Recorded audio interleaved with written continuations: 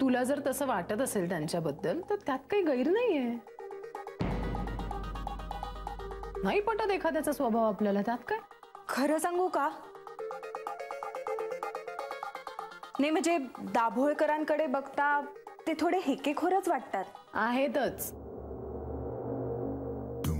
अरे वा सारिका, तू आता फेस रीडिंग सुद्धा करायला लागलीस. अहो हे मी कशाला, अगदी तांगडे सुद्धा त्यांच्याकडे बघून हेच सांगेल. आपल्या ऑफिस मध्ये आलेले तेव्हा बघितलंत ना तुम्ही. पण मी काय म्हणते, ते कसे का असेनात, तुम्ही कशाला वाद घालताय. नाही नाही नाही, वाद नाही घालत आहे आम्ही. ऍक्च्युली काय आहे, आता प्रोजेक्टच्या दरम्यान ह्याच्या सगळ्या मीटिंग्स चालल्यात ना, तर जयला त्रास होतोय खूप. आणि तो त्रास आता बाहेर निघतोय, एवढंच.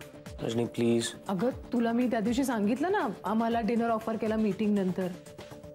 डिनर ऑफर केला, 5 स्टार मधनं जेवण मागवलं आणि नंतर सगळं ऐकून दाखवलं ग.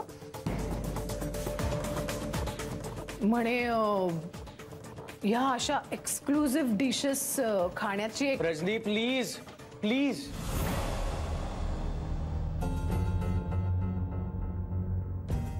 काय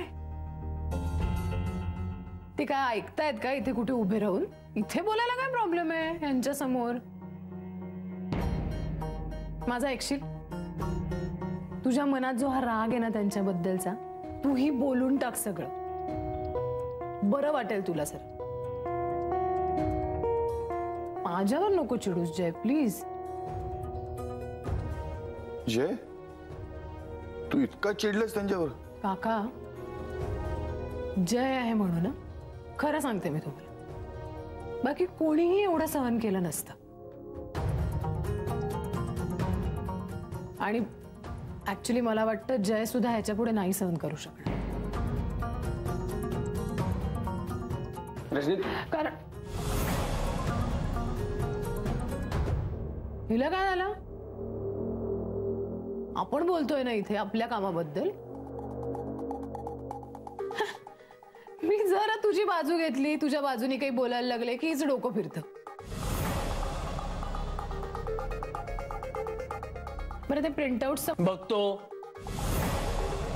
बघतो. ओके, शांत हो.